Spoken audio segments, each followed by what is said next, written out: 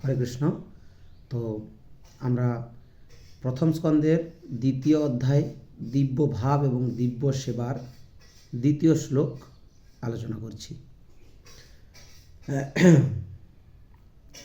সূতঃ উবাচ young প্রব্রজন্তম অনুপেতম অপেতকৃত্যম দ্বৈপায়নঃ বীরः কাতরः আজুহাব পুত্র ইতি তন্ময়তয়া তরবহয়োভিনেদু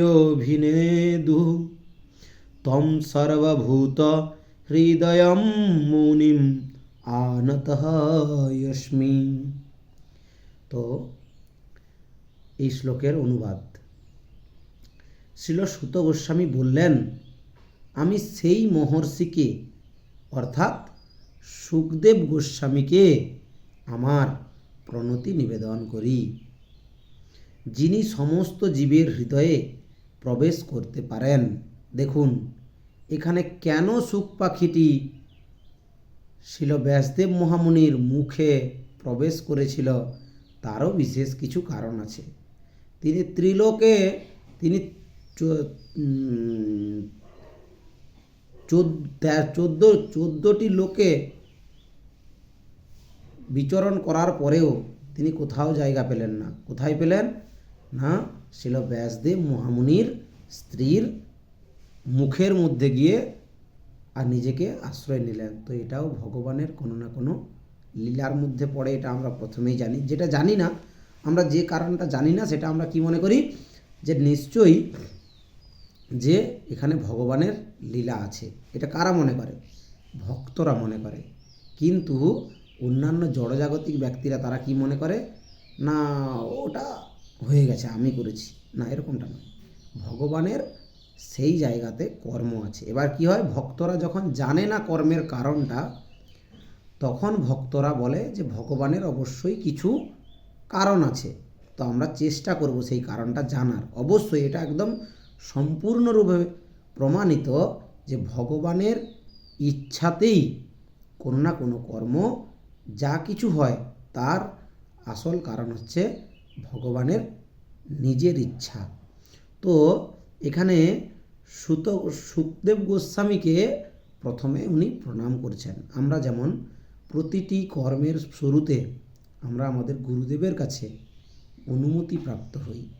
আমরা আমাদের গুরুদেবের কাছে বলি যে গুরুদেব আপনি আমাকে একটু সহায়তা করুন, আমার তো এই কর্মে কোনো যোগ্যতা নেই, আপনি আমাকে যদি সাহায্য না করেন তাহলে আমি এই কর্ম কখনোই সম্পাদন করতে পারবো না। তাই দয়া করে আপনি আমাকে কৃপা আশীর্বাদ প্রদান করুন। তো এইভাবে সুত গোস্বামীও তার গুরুদেবকে অর্থাৎ সুখদেব গোস্বামীকে প্রণতি নিবেদন করলেন এবং তিনি বলছেন প্রণতি নিবেদন করে তার গুরুদেবের গুণমহিমা বর্ণনা করছেন।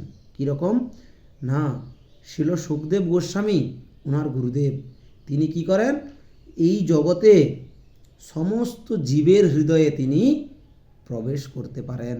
দেখুন শুধুমাত্র মানুষের শরীরে ঢুকেছে এরকমটা নয়, তিনি প্রত্যেকটি জীবের হৃদয়ে প্রবেশ করার ক্ষমতা রাখেন।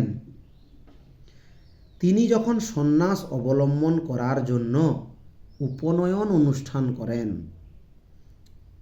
তো উপনয়ন অনুষ্ঠান হওয়ার আগেই গৃহত্যাগ করে চলে যাচ্ছিলেন। কিভাবে গৃহত্যাগ করেছিলেন এটা একটু বলি না। উনি যেহেতু কথা দিয়েছিলেন যে হ্যাঁ শ্রীল ব্যাসদেব মহামুনি তাকে সন্তান রূপে প্রাপ্তি করার পরেও তাকে এই গৃহস্থ আশ্রমে বন্ধন করবেন না, সেই কথা দিয়ে তখনই তিনি গর্ভ থেকে ভূমিষ্ঠ হয়েছিলেন এবং তিনি তার যে সন্ন্যাস অবলম্বন করার উপনয়ন যে অনুষ্ঠান, তিনি আমরা কি হয় এই জড়জগতে সন্ন্যাস আশ্রম গ্রহণ করি বা উপনয়ন, দুটো নয়ন আর একটি নয়ন, উপনয়ন। কি নয়ন? সেই নয়নের নাম কি চক্ষু না? সেই চক্ষুর নাম হচ্ছে জ্ঞান চক্ষু বা জ্ঞান চক্ষু, যার প্রকাশিত হয় কিসের জ্ঞান না আমাদের কিভাবে ভগবানের জ্ঞান গ্রহণ করা প্রয়োজন, ভগবানের সেবাতে আমাদের কিভাবে অংশগ্রহণ করা প্রয়োজন। এই জ্ঞানের চক্ষু যখন আমাদের খুলে যাবে তখন আমরা সমস্ত কিছু দর্শন করতে পারবো, ত্রিকালদর্শী হতে পারবো। কি ত্রিকালদর্শী? না অতীত, বর্তমান, ভবিষ্যৎ, তিন কালেরই দর্শন করতে পারবো আমরা। তাহলে ভাবুন, যে সমস্ত ব্যক্তি সন্ন্যাস আশ্রম গ্রহণ করেন তিনি তার ভগবত সেবাতে, ভগবত জ্ঞান চক্ষু খোলার পর সেই ভগবত জ্ঞানের কারণে তিনি ত্রিকাল দর্শন করতে পারেন। এটা কোনো যোগ সাধনা নয় যে আপনি যোগ করবেন, হয়ে যাবে আপনার সাধনা কমপ্লিট, আপনি বাড়ি চলে আসবেন, এরকমটা নয়। আপনি ভগবানের কাছে কিভাবে প্রত্যাবর্তন করবেন তার একটি বিশেষ কর্মজ্ঞান বা দৃষ্টি, যা আপনি জ্ঞান চক্ষুর দ্বারা দর্শন করতে পারবেন। আর সেই জ্ঞান চক্ষু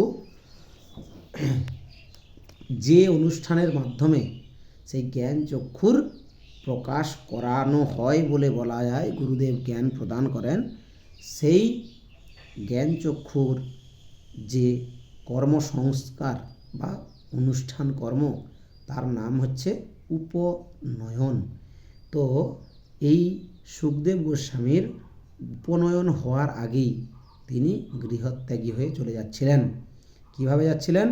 না উনি গর্ভপাত হওয়ার সাথে সাথেই, উনি অলরেডি 16 বছর গর্ভে ছিলেন, তাই 16 বছরের একটা যুবক এই জাগতিক মানে শরীরে, মানুষ শরীরে 16 বছর মানে কত বড়, অনেক বড়।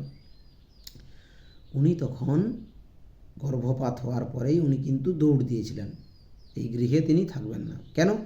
এই গৃহ হচ্ছে মায়ার সংসার, এখানে থাকা মানেই সমস্যা। তাই তিনি কি করলেন? তাই তিনি গৃহত্যাগী হওয়ার জন্য বাড়ি ছেড়ে চলে যাচ্ছিলেন। তখন তার পেছনে পেছনে শিল ব্যাসদেব মহামুনি কিন্তু ধাবিত হয়েছিল। কারণ তিনি দেখুন, তিনি গৃহস্থ আশ্রমে আছে মানে তিনি যতই কথা দিক, সন্তান আমার ছোট, এই মানসিকতা আছে যে আমার সন্তান ছোট, কিছু জানে না, এখানে কোথায় চলে যাবে, কোথায় পড়ে যাবে, কি হয়ে যাবে, ঠিক আছে। কিন্তু তিনি এটা জানেন না যে তিনি গর্ভস্থ অবস্থায় 3 দিন যাবৎ অণ্ডের মধ্যে তিনি শ্রবণ করেছেন এবং অণ্ড থেকে বেরিয়ে এসে সম্পূর্ণ দেহে এসে 4 দিন যাবৎ ভাগবতমের জ্ঞান অমৃত কথা সে শ্রবণ করেছেন। তাই এবার আপনি ভাবুন, যখন উপনয়ন হয়ে যায় কোনো ব্রাহ্মণের, তখন তাকে কি বলা হয়? তাকে দ্বিজ বলা হয়। আবার যে কোনো পক্ষীকুলের সন্তানদের কি বলা হয়? দ্বিজ, অর্থাৎ দ্বিতীয়বার যাদের জন্ম হয়। তাহলে সুখদেব গোস্বামী, তাকে কি আপনি দ্বিজ বলতে পারবেন? তিনি দ্বিজের ঊর্ধ্বে। নর্মাল জাগতিক কথায় যদি আমরা বলি, তার জ্ঞান চক্ষু বারবার খুলেছে, বারবার, মানে প্রথমে প্রকাশিত, তারপর উন্মুক্ত, তারপর পুরো মানে একেবারে কি বলবো, যে আমাদের জ্ঞান নেই অতটা বলার মতন, এতটা সম্পূর্ণ পরিমাণে তিনি জ্ঞান গ্রহণ করে আছেন অলরেডি। যেমন প্রহ্লাদ মহারাজ কিন্তু গর্ভস্থ অবস্থাতেই কিন্তু ভগবানকে দর্শন করেছিলেন এবং ভগবানের দিব্য জ্ঞান প্রাপ্ত হয়েছিলেন। তারপর যখন তিনি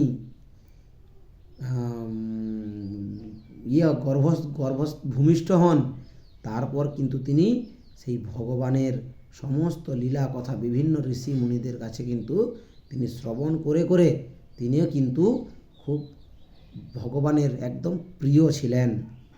তাই আমরা প্রহ্লাদ মহারাজের যদি চরিত্র পড়ি, আমরা জানতে পারবো কেমন। এখন আমরা যেহেতু সুখদেব গোস্বামীর চরিত্রে আমরা আছি, আমরা পাঠ করছি, শ্রবণ করছি, তো সুখদেব গোস্বামীর জীবনীটা আমরা ভালো করে পড়ে নিয়ে জেনে রাখি, তাহলে প্রহ্লাদ মহারাজের চরিত্রে যখন আমরা পড়ব, তখন আমাদের অনেকটা জ্ঞান উদাহরণস্বরূপ একত্রিত হবে এবং আমরা অনুভব করতে যথেষ্ট সাফল্যমণ্ডিত হব। তাই আমরা ভালো করে বোঝার চেষ্টা করব। না উনাকে কি বলেছেন? না উনি ওই উপনয়ন হওয়ার আগেই, উনি সন্ন্যাস আশ্রম গ্রহণ করার আগেই কিন্তু তিনি বাড়ি ছেড়ে চলে যাচ্ছিলেন। কে? না সুখদেব গোস্বামী বাড়ি ছেড়ে চলে যাচ্ছিলেন।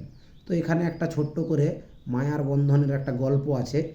উনি যখন পেছনে যাচ্ছিলেন ছুটে ছুটে, বয়স্ক মানুষ তো উনি, ব্যাসদেব মহামুনি, তো ওই যেতে যেতে পাশে একটা সরোবরে কিছু যুবতী নারী স্নান করছিলেন। বস্ত্রকে তারা জলের উপরে একটু রেখে তারা জলে স্নান করছিলেন। যখন ওই সুখদেব গোস্বামী উনি জলের পাশ দিয়ে, ওই সরোবরের পাশ দিয়ে চলে যান, তখন কিন্তু ওই নারীরা কোনো রকম লজ্জা পায়নি। কিন্তু যখন ওই বয়স্ক মানুষটা যাচ্ছে ওই পাশ দিয়ে, তখন তারা কিন্তু ব্যাসদেব মহামুনিকে দর্শন করার সাথে সাথেই যে যার নিজ নিজ বস্ত্র দ্রুত তারা ধারণ করেছিলেন। তখন এই জিনিসটি দেখে ব্যাসদেব মহামুনি ভাবলেন, যেখানে একটু প্রশ্ন করি এদেরকে, এরা কেন এরকম করলো? একজন যুবক চলে গেল, তাকে দেখে এদের লজ্জা হলো না, আমাকে, আমার মতন একজন বুড়ো মানুষকে দেখে তার লজ্জা হলো, যার তো যৌবন কালটাই নেই, যৌবন কালটাই নষ্ট হয়ে গেছে বা শেষ হয়ে গেছে, তো তাহলে তাকে দেখে কেন এরা আচ্ছাদিত হলো? তখন প্রশ্ন করতে সেই নারীরা উত্তর দিলেন যে আমাদের ক্ষমা করবেন যদি আমাদের কিছু ভুল ত্রুটি হয়ে যায়। তারপর তারা করুণা স্বরে বললেন যে প্রভু, উনি যখন চলে যান তখন ওনার মধ্যে কোনো মায়া, কোনো কামনা বাসনা ছিল না, যা আপনার মধ্যে বিদ্যমান এখনও আছে। হয়তো আপনার যৌবন কাল নেই, কিন্তু কামনা বাসনা এখনও বিদ্যমান আছে, তাই আমরা আপনাকে দেখে দর্শন করলাম, আমরা বিভিন্ন বস্ত্র ধারণ করলাম। তো এইরকম একটা ব্যাপার আছে। তো উনি চলে যাচ্ছিলেন, তার আগে কিন্তু সন্ন্যাস আশ্রম গ্রহণ করেননি, এটাই বললেন সুত গোস্বামী। এবার তখন তার পিতৃদেব শ্রীল ব্যাসদেব তার বিরহে কাতর হয়ে তাকে হে পুত্র, হে পুত্র বলে আহ্বান করেছিলেন। তখন তার ভাবনায় তন্ময় বৃক্ষরাজিত বিরহ কাতর পিতার ব্যথায় ব্যথিত হয়ে প্রত্যুত্তর করছিল। তাহলে দেখুন এখানে কি বলেছে। এবার আমরা তাৎপর্যে চলে যাব দ্রুত, আমাদের যেহেতু পুরো বিষয়টা আমরা অল্প অল্প করে জানতে পেরেছি, তবে দ্রুত আমরা পাঠ করতে পারবো। তো শিল প্রভুপাদের তাৎপর্য, বর্ণাশ্রম ধর্মের অনুগামীদের বহু বিধি পালন করতে হয়। দেখুন আমরা যেরকম 4টি বর্ণ, কি কি না, ব্রহ্মচর্য, গার্হস্থ, বানপ্রস্থ এবং সন্ন্যাস, এই 4টি বর্ণাশ্রম আমাদের পালন করতে হয়। তাই এই 4টি বর্ণাশ্রম যারা বর্ণাশ্রমের মধ্যে যারা অনুগামী, যারা এই বর্ণাশ্রম মেনে চলেন, তাদের বহু রকম বিধি পালন করতে হয়।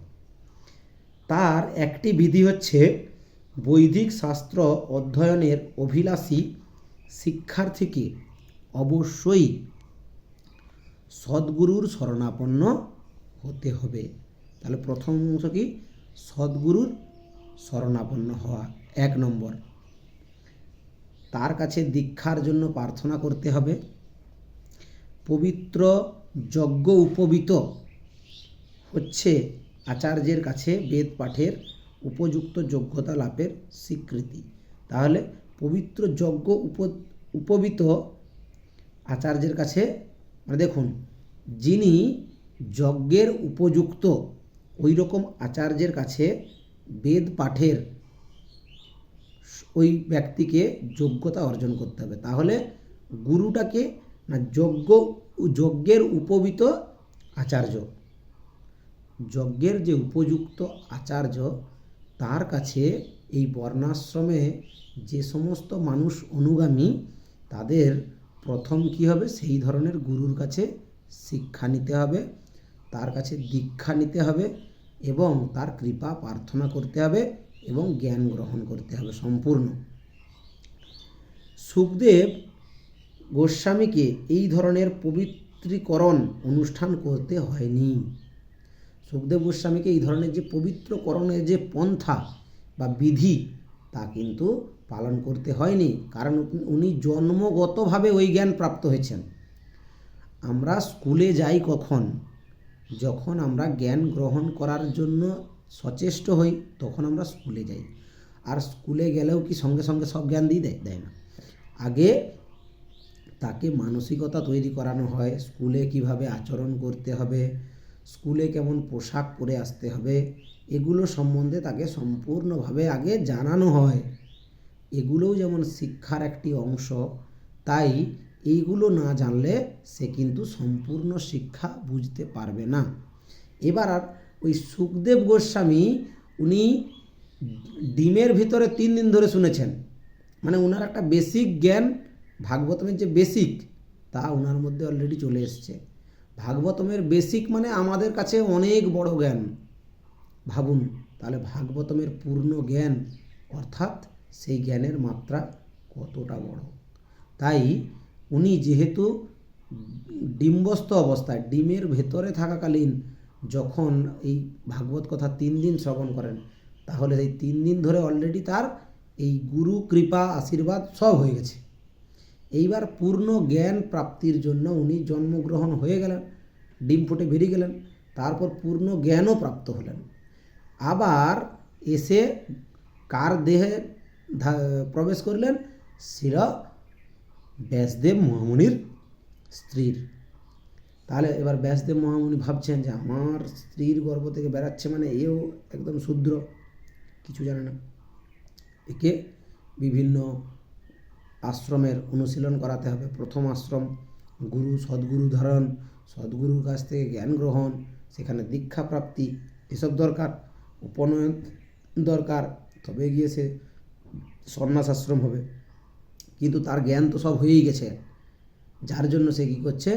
গর্ভস্থ হওয়ার সাথে সাথেই দৌড় দিয়েছে।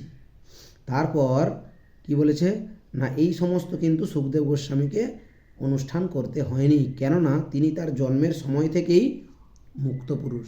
তিনি যখন ডিমের মধ্যে ছিলেন তখন থেকেই তিনি মুক্ত হওয়া শুরু হলো। ভাগবত জ্ঞান যখন তিনি 7 দিন যাবৎ নিলেন তখনও তিনি সম্পূর্ণরূপে মুক্ত। এবার সে আবার যদি এসে গর্ভস্থ হন 16 বছর ধরে, তিনি কি আর অন্যভাবে জাড়জাগতিকভাবে কোনোভাবে আসক্তিতে তিনি যুক্ত হবেন? হবেন না। তিনি অলরেডি মুক্ত পুরুষ হিসাবেই আছেন। তাই বলা হয়েছে সাধারণ মানুষের জন্ম হয় অজ্ঞানের অন্ধকারে। সাধারণ মানুষ তাদের জন্ম হয় কীরকম না, অজ্ঞানতার অন্ধকারে তাদের জন্ম হয়, এবং পবিত্রীকরণ অনুষ্ঠানের মাধ্যমে তার দ্বিতীয় জন্ম হয় বা দ্বিজত্ব প্রাপ্তি হয়। তাহলে দেখুন, আমরা প্রথমে সাধারণভাবে জন্মগ্রহণ করি, তারপর বিভিন্ন সংস্কার, আমাদের বিভিন্ন সংস্কার অনুষ্ঠানের মাধ্যমে আমরা কি হই না, দ্বিতীয়বার আবার জন্ম হই, আমাদের দ্বিজত্ব, তখন দ্বিজত্ব প্রাপ্তি হয়। কেউ যখন নতুন আলোক দর্শন করেন এবং পারমার্থিক উন্নতি লাভের পন্থা অনুসরণ করেন, তখন তিনি বৈদিক জ্ঞান আহরণ করার জন্য সদ্গুরুর শরণাগত হন। আমরা প্রথমেই বলেছি বর্ণাশ্রমের প্রথম সদ্গুরু কেবল ঐকান্তিক তত্ত্বানুসন্ধানীকেই তার শিষ্যরূপে গ্রহণ করেন। তাহলে সদ্গুরু কাকে কাকে শিষ্যরূপে গ্রহণ করেন না, যিনি একমাত্র ঐকান্তিক তত্ত্বানুসন্ধানী, যিনি ঐকান্তিক তত্ত্ব অনুসন্ধান করেন, তাকেই কিন্তু শিষ্যরূপে গ্রহণ করে এবং তাকে উপনয়নের মাধ্যমে যজ্ঞ উপবীত দান করেন, অর্থাৎ যজ্ঞের উপযুক্ত হওয়ার যোগ্যতা দান করেন। এইভাবে মানুষের দ্বিতীয় জন্ম বা দ্বিজত্ব লাভ হয়। দ্বিজত্ব লাভের পর বেদ পাঠের যোগ্যতা অর্জন করা যায় এবং যথাযথভাবে বৈদিক জ্ঞান লাভ হলে কী হওয়া যায় না, বিপ্র অর্থাৎ ব্রাহ্মণ। দেখুন, প্রথমে হয় দ্বিজত্ব লাভ, প্রথমেই ব্রাহ্মণ নয়, প্রথমে বিভিন্ন সংস্কারের মাধ্যমে, উপনয়ন সংস্কার মাধ্যমে কি করেন না, তাকে যজ্ঞের উপযুক্ত করা হয়, দেহ শুদ্ধিকরণ অন্তঃশুদ্ধিকরণ করে তাকে যজ্ঞের উপযুক্ত করা হয় এবং যজ্ঞে উপযুক্ত করে তিনি যখন বেদ পাঠের যোগ্যতা অর্জন করে, যথাযথ বৈদিক জ্ঞান লাভ হলে, যথাযথভাবে বৈদিক জ্ঞানটা সম্পূর্ণরূপে যথাযথভাবে যখন তিনি লাভ করবেন, তখন তিনি বিপ্রত্ব অর্থাৎ ব্রাহ্মণত্ব গুণের প্রাপ্তি হন। এবার বিপ্র অথবা উপযুক্ত ব্রাহ্মণ এইভাবে পরম তত্ত্বজ্ঞান লাভ করে পরমার্থিক জীবনে উন্নতি সাধন করে এবং তারপর তিনি বৈষ্ণব স্তরে অধিষ্ঠিত হন। আর দেখুন, প্রথমে উনি ব্রাহ্মণের পদে অনুষ্ঠিত হলেন। কিভাবে? না বৈদিক শাস্ত্র অধ্যয়ন করে। তারপরে কি বলেছে না এই ব্রাহ্মণ পরম তত্ত্বজ্ঞান লাভ করে পারমার্থিক জীবনে উন্নতি সাধন করে। কিভাবে? না উনি এই ব্রাহ্মণত্ব প্রাপ্তি হয়ে তিনি তার নিজের যে পারমার্থিক জীবন তাতে উন্নতি সাধন করে এবং উন্নতি সাধন করার পরে তিনি বৈষ্ণব স্তরে অধিষ্ঠিত হন। তাহলে এবার এখানে আপনারা ভাবুন বৈষ্ণবের সংজ্ঞা কতটা গুরুত্বপূর্ণ, কতটা বড়। আমরা কালকেই আলোচনা করেছিলাম যে আমরা বৃষ্টিপাতের সংজ্ঞা ছোটোবেলায় পড়েছিলাম ক্লাস 5-6-এ, বৃষ্টিপাতের সংজ্ঞা আমরা ক্লাস 12-এ পড়েছি এবং গ্র্যাজুয়েশন লেভেলে গিয়েও পড়েছি। তাহলে ভাবুন সেখানে গিয়ে কি আমরা সংজ্ঞার কিছু একই রকম কিছু পেয়েছি? পরিবর্তন পেয়েছি। এবার ওই পরিবর্তনটা কিভাবে হয়েছে? ওই পরিবর্তনটা হয়েছে সময়ের প্রভাবে, জ্ঞানের প্রভাবে, গুণের প্রভাবে এবং বিস্তারিতভাবে জানার চেষ্টার জন্য। বা এই যে এখানে বলা হয়েছে না যজ্ঞ উপবীত, প্রথমে যজ্ঞে উপবীত হওয়ার জন্য তাকে কি করা হয়েছে? তাকে উপনয়ন করানো হয়েছে। উপনয়ন, সংস্কার করে উপনয়ন করানো হয়েছে।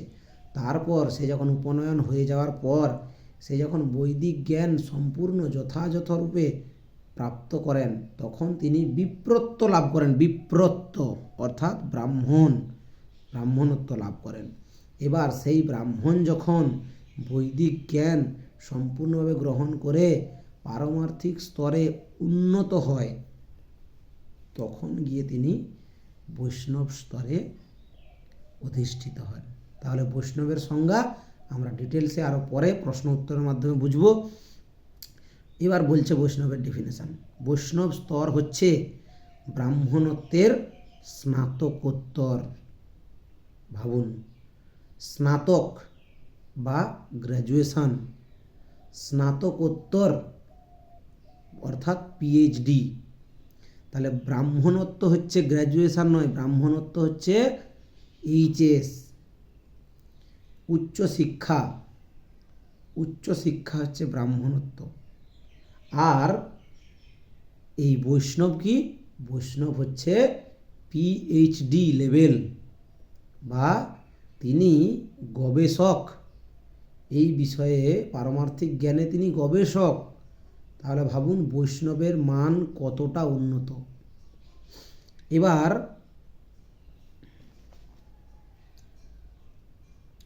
প্রগতিশীল ব্রাহ্মণকে অবশ্যই বৈষ্ণব হতে হয়। প্রগতিশীল, যিনি তার পারমার্থিক জ্ঞানে উন্নতি সাধন করার জন্য সচেষ্ট, তাকে বলা হয় প্রগতিশীল।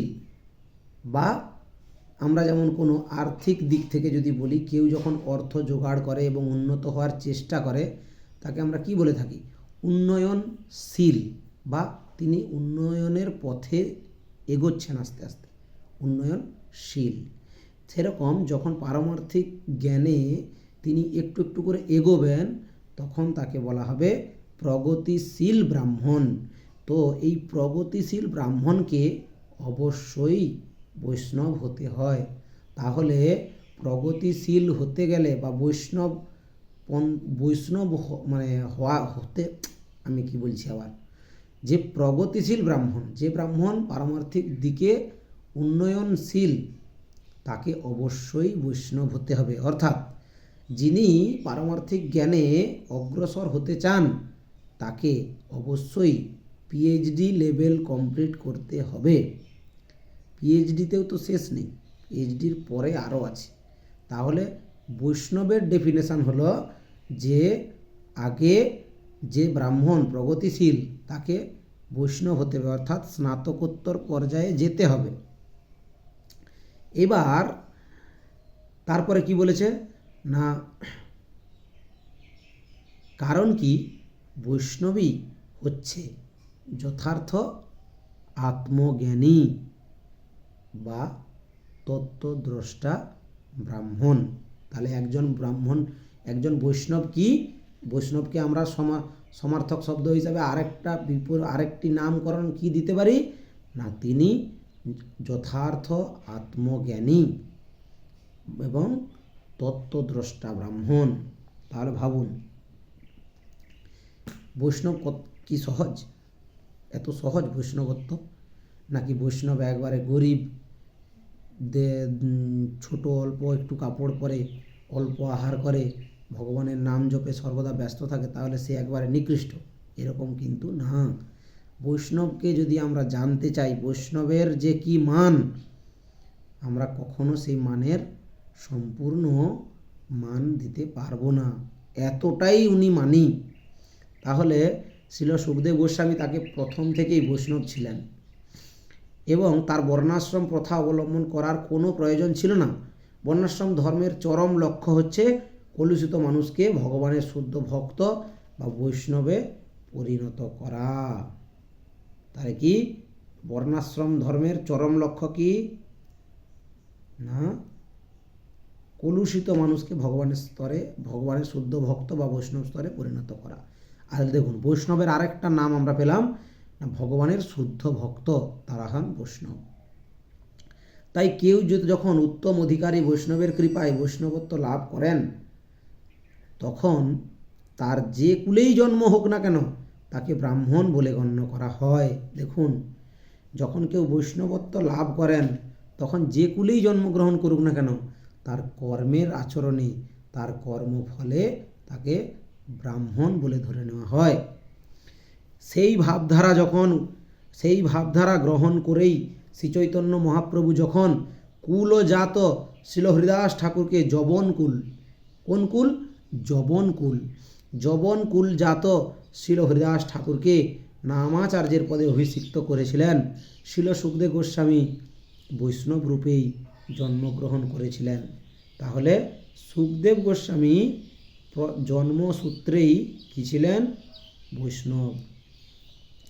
সেই সূত্রে ব্রাহ্মণ উচিত সমস্ত গুণাবলী স্বাভাবিকভাবেই তার মধ্যে বিরাজমান ছিল, তাই আনুষ্ঠানিকভাবে কিছু করার প্রয়োজন তার ছিল না। বৈষ্ণবের কৃপায় কিরাত, হুন, আন্ধ্র, পুলিন্দ, পুলকশ, আভির, শুম্ভ, যবন, খস ইত্যাদি নীচ কুলোদ্ভূত মানুষেরাও সর্বোচ্চ পারমার্থিক স্তরে উন্নীত হতে পারে। তাহলে দেখুন, কতগুলো নিম্ন কুলের কথা বর্ণনা করা হয়েছে। আমরা তো জানিই না যে কুলের কি আছে, কি কি কুল আছে। তো এখানে আমরা জানতে পারবো কতগুলো কুল, নিম্ন কুল: কিরাত, হুন, আন্ধ্র, পুলিন্দ, পুলকশ, আভির, শুম্ভ, যবন, খস ইত্যাদি নিচ কুলোদ্ভূত মানুষেরাও সর্বোচ্চ পারমার্থিক স্তরে উন্নতি হতে পারে। কিভাবে? না, বৈষ্ণবের কৃপায়। এই জন্য বলেছে, তোমারও হৃদয়ে সদা গোবিন্দ বিশ্রাম। বৈষ্ণবের হৃদয়ে কি থাকে না, গোবিন্দ সর্বদা বিশ্রাম করেন। তাই বৈষ্ণবের কৃপাতে যে কোনো নিম্ন কুলোদ্ভূত মানুষেরাও পারমার্থিক স্তরে উন্নত হতে পারে। শ্রীল সুখদেব গোস্বামী ছিলেন শ্রীল সুত গোস্বামীর গুরুদেব। দেখুন, এখানে গিয়ে বলা হচ্ছে যে সুত গোস্বামীর গুরুদেবকে না, সুখদেব গোস্বামী। এতক্ষণ কিন্তু আমরা এত জায়গায় পড়লাম, আমরা নিজেরা অনুভব করলাম যে যেহেতু তিনি প্রথমেই বলেছেন যে তিনি গুরু পরম্পরা ধারায় জ্ঞান গ্রহণ করেছেন, তাই তিনি যথার্থ আচার্য বা শিক্ষক, এবং সকলে মিলে ওইখানে 6 জন থাকা সত্ত্বেও ওনাকে উচ্চ ব্যাসাসন দেওয়া হয়েছে।